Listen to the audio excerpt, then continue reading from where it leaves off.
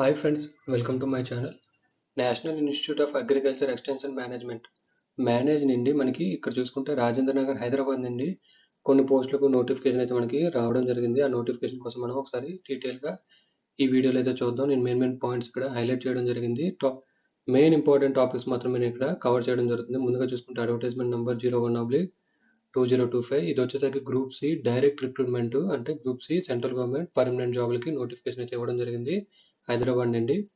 పోస్టులు మనం చూసుకుంటే జూనియర్ స్టెనోగ్రాఫర్ ఒక పోస్ట్ ఓబీసీకి అయితే ఉండడం జరిగింది. అలాగే జూనియర్ స్టెనోగ్రాఫర్ యాంటిసిపేటెడ్ వేకెన్సీ ఇది ఎస్టీకి ఒకటి ఉండడం జరిగింది. అప్పర్ డివిజన్ క్లర్క్ మనం చూసుకుంటే ఒక పోస్ట్ యూఆర్కి ఉండడం జరిగింది. సో ఈ 3 1 2 3 సీరియల్ నెంబర్ చూసుకుంటే పే మ్యాట్రిక్స్ మీకు 4 బేసిక్ లెవెల్ వచ్చేసరికి మీకు 25,500 బేసిక్ శాలరీ ఉంటుంది. అలవెన్సెస్తో మీకు 50,000 అయితే శాలరీ ఉండడం జరుగుతుంది. అలాగే సీరియల్ నెంబర్ మనం 4 చూసుకుంటే junior technical assistant network administrator చూసుకుంటే ఒక పోస్ట్ యూఆర్కి అయితే ఉంది. పే లెవెల్ మనకి 2. అలాగే మల్టీ టాస్కింగ్ స్టాఫ్ చూసుకుంటే 2 ఓబీసీకి ఉన్నాయి. అలాగే ఒకటి ఈడబ్ల్యూఎస్కి అయితే మనకి ఉండడం జరిగింది. దీని పే లెవెల్ వచ్చేసరికి లెవెల్ 1. క్వాలిఫికేషన్ మనం చూసుకుంటే జూనియర్ స్టెనోగ్రాఫర్కి వచ్చేసరికి బ్యాచిలర్ డిగ్రీ ఉంటే సరిపోతుంది. అలాగే నెక్స్ట్ మనం చూసుకుంటే speed 80 words per minute short and in English and position of certificate from state board of technical education 80 words per minute typing state board of technical education నుంచి certificate ఉంటే మీరు ఈ పోస్ట్కి అప్లై చేసుకోగలరు. అలాగే థర్డ్ మనం చూసుకుంటే speed of 30 words per minute English typing. So మీకు టైపింగ్ ఉంటే అలాగే స్టేట్ బోర్డ్ నుంచి సర్టిఫికేట్ ఉంటే మీరు ఈ పోస్ట్కి అప్లై చేసుకోగలరు. నెక్స్ట్ ఇక డిజైరబుల్ చూసుకుంటే experience of minimum 2 years in secretariat work, knowledge of computer handing. ఇది డిజైరబుల్ మాత్రమే, మ్యాండేటరీ కాదు. అలాగే నెక్స్ట్ అప్పర్ డివిజన్ క్లర్క్ మనం చూసుకుంటే బ్యాచిలర్ డిగ్రీ మనకి ఉంటే సరిపోతుంది. దాంతో పాటుగా మనకి 30 words per minute English type writing ఉంటే మీరు ఈ పోస్ట్కి అప్లై చేసుకోగలరు. డిజైరబుల్ మాత్రం మ్యాండేటరీ అయితే కాదు, మీ దగ్గర ఉంటే మీకు బెనిఫిషియల్గా అయితే ఉండడం జరుగుతుంది. నెక్స్ట్ మేము చూసుకుంటే జూనియర్ టెక్నికల్ అసిస్టెంట్. దీనికి మనం చూసుకుంటే essential క్వాలిఫికేషన్లో 12th standard or its equivalent with science and maths as subject from the government recognized board with A-level certificate course Department of Electronics and Accreditation. So 12th class pass అయ్యి దాంతో పాటుగా A-level certificate department of electronics and accreditation ఉంటే ఈ పోస్ట్కి మీరు apply చేసుకోవచ్చు. లేదా 3 years diploma in electronics and information technology కానీ కంప్యూటర్ సైన్స్లో ఉంటే ఈ పోస్ట్కి అప్లై చేసుకోవచ్చు. లేదా బ్యాచిలర్ డిగ్రీ ఇన్ ఎలక్ట్రానిక్స్ లేదా ఇన్ఫర్మేషన్ టెక్నాలజీ లేదా కంప్యూటర్ సైన్స్ ఉన్న మీరు ఈ పోస్ట్కి అప్లై చేసుకోగలరు. Next MTS multi tasking staff చూసుకుంటే మనకి 10th class పాస్ అయితే సరిపోతుంది. అలాగే 10th పాటుగా ఈ రెండిట్లో మీకు ఏదో ఒక దాని మీద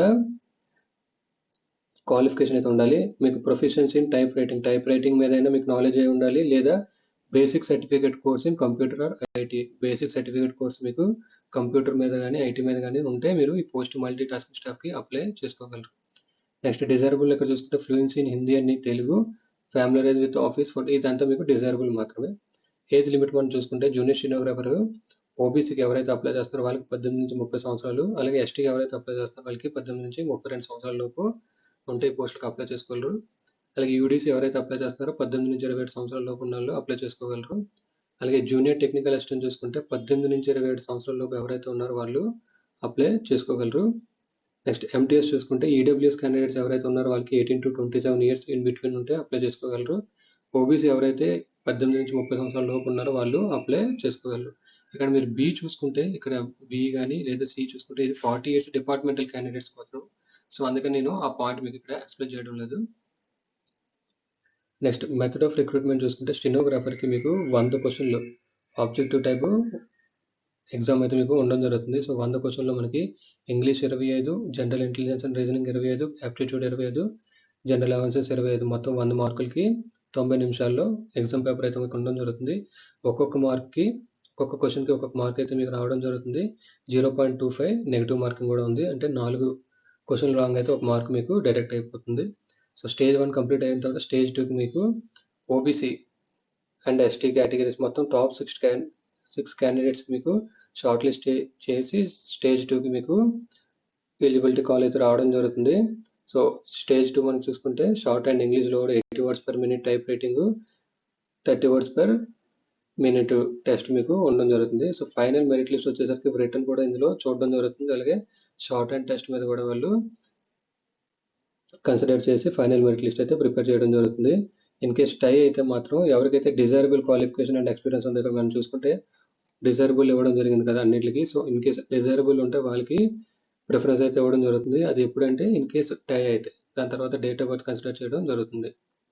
అలాగే ఇప్పుడు యూడీసీకి మనం చూసుకుంటే 100 క్వశ్చన్లు 90 నిమిషాలు, ఒక్కొక్క క్వశ్చన్కి ఒక్కొక్క మార్కు. ఇది కూడా సేమ్ 0.25 నెగిటివ్. దీనికి కూడా సేమ్ సిలబస్ అయితే మనకి ఇక్కడ ఇవ్వడం జరిగింది. స్టేజ్ 2 వచ్చేసరికి యూడీసీకి టాప్ 6 క్యాండిడేట్స్ మీకు స్టేజ్ 1కి అయితే కాల్ చేయడం జరుగుతుంది. సో దాని తర్వాత మీకు టైప్ రైటింగ్ టెస్ట్ ఉంటుంది, 30 words per minute English computer మీద. దాని తర్వాత మీకు ఫైనల్ మెరిట్ లిస్ట్ వచ్చేసరికి స్టేజ్ 1 ఎగ్జామ్ ఎవరైతే హైయెస్ట్ మార్క్స్ వచ్చిందో వాళ్ళకి ఫైనల్ మెరిట్ లిస్ట్ అయితే ప్రిపేర్ చేయడం జరుగుతుంది. స్టేజ్ 2 ఓన్లీ క్వాలిఫైయింగ్ నేచర్ మాత్రమే. నెక్స్ట్ మనకి జూనియర్ టెక్నికల్ అసిస్టెంట్ చూసుకుంటే 75 క్వశ్చన్లు మనకి 60 నిమిషాల్లో అటెండ్ చేయాల్సి ఉంటుంది. ఒక్కొక్క క్వశ్చన్కి ఒక్కొక్క మార్కు, 0.25 నెగిటివ్ మార్కింగ్ కూడా మనకి ఇక్కడ ఉండడం జరిగింది. సో జనరల్ నాలెడ్జ్ మీకు ఇందులోని 25 మార్కులు, రిమైనింగ్ సబ్జెక్ట్ మ్యాటర్ వచ్చేసరికి 50 మార్కులు. దీనికి కావాల్సిన సిలబస్ కూడా వాళ్ళు ఇక్కడ మెన్షన్ చేయడం జరిగింది. సో స్టేజ్ 1 ఎవరైతే క్లియర్ చేస్తారో స్టేజ్ 2లో మనం చూసుకుంటే టాప్ 6 క్యాండిడేట్స్కి స్టేజ్ 1కి అయితే కాల్ చేయడం జరుగుతుంది. ఇందులో 25 మార్క్స్ మీకు all basic internet and computer social media networking skills మీద స్టేజ్ 2లో అయితే మీకు ఎగ్జామ్ ఉండడం జరుగుతుంది. సెలక్షన్ మెథడాలజీ చూసుకుంటే రిటర్న్ స్టేజ్ 1లో ఎవరికైతే హైయెస్ట్ వచ్చిందో దాని బేసిస్ మీద వీళ్ళు షార్ట్ లిస్ట్ అయితే ఫైనల్ మెరిట్ లిస్ట్ ప్రిపేర్ చేయడం జరుగుతుంది. సబ్జెక్ట్ స్టేజ్ 2 వచ్చేసరికి క్వాలిఫైయింగ్ నేచర్ మాత్రమే. సబ్జెక్ట్ మ్యాటర్ మనకి జూనియర్ టెక్నికల్ అసిస్టెంట్ చూసుకుంటే ఈచ్ టాపిక్ వైజ్ వాళ్ళు ఇక్కడ సిలబస్ వాళ్ళు ప్రొవైడ్ చేయడం జరిగింది. అది కూడా మీరు ఇక్కడ చెక్ చేసుకోగలరు నోటిఫికేషన్లో. అలాగే ఎంటీఎస్ చూసుకుంటే 100 క్వశ్చన్లు 90 నిమిషాలు, ఒక్కొక్క క్వశ్చన్కి మనకి ఒక్కొక్క మార్కు. ఇన్ కేసు రాంగ్ అయితే 0.25 నెగిటివ్ మార్కింగ్ అయితే మనకి డిటెక్ట్ అయితే అవ్వడం జరుగుతుంది. మొత్తం 4 టాపిక్స్, ఇంగ్లీష్ నుంచి 25, రీజనింగ్ 25, యాప్టిట్యూడ్ 25, జనరల్ అనాలిసిస్ 25, 100 మార్కులకి క్వశ్చన్ పేపర్ అయితే మీకు రావడం జరుగుతుంది. సో స్టేజ్ 2లో 12 క్యాండిడేట్స్ ఓబీసీ నుండి, 6 క్యాండిడేట్స్ ఈడబ్ల్యూఎస్ నుంచి షార్ట్ లిస్ట్ అయితే చేయడం జరుగుతుంది. సో మెయిన్ మెరిట్ లిస్ట్ వచ్చేసరికి స్టేజ్ 1 మీద డిపెండ్ అయ్యి మీకు మెరిట్ లిస్ట్ అయితే ప్రిపేర్ చేయడం జరుగుతుంది. స్టేజ్ 2 వచ్చేసరికి క్వాలిఫైయింగ్ నేచర్ మాత్రమే. నెక్స్ట్ ఫీజు మనం చూసుకుంటే ఇక్కడ మనం చూసుకోవచ్చు డిఫరెంట్ పోస్టులకి డిఫరెంట్ ఫీజు అయితే వాళ్ళు ఇక్కడ కలెక్ట్ చేయడం జరుగుతుంది, ఇన్క్లూడింగ్ జిఎస్టీ.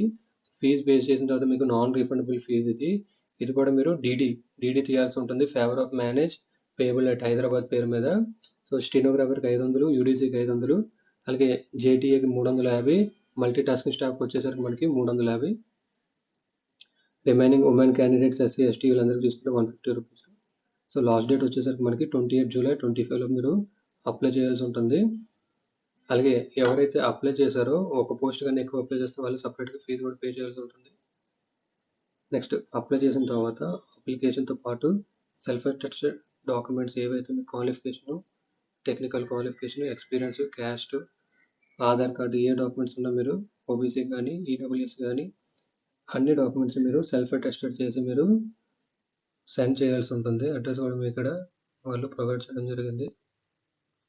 ఇక్కడ చూసుకుంటే మీరు application should be send to, ఇక్కడ మనకి అడ్రస్ అయితే ఇవ్వడం జరిగింది. ఈ అడ్రస్కి మీరు పోస్ట్ చేయాల్సి ఉంటుంది. సో అప్లికేషన్ మెయిల్లో పంపిస్తే మాత్రం వాళ్ళకి యాక్సెప్ట్ అయితే చేయరు. మీరు పోస్ట్లో అయితే మీరు అప్లికేషన్ సెండ్ చేయాల్సి ఉంటుంది. సో పోస్ట్లో మీరు ఎన్వలప్లో పెట్టి ఎన్వలప్ మీద మీరు ఇక్కడ application for the post of అని రాసి అప్లికేషన్ అయితే సెండ్ చేయాల్సి ఉంటుంది. సో ఇది మేనేజ్కి సంబంధించిన నోటిఫికేషన్. ఈ వీడియో మీకు నచ్చినట్లయితే లైక్ చేసి షేర్ చేయండి. నా ఛానల్ ఎవరైనా సబ్స్క్రైబ్ చేసుకుంటే సబ్స్క్రైబ్ చేసుకోండి.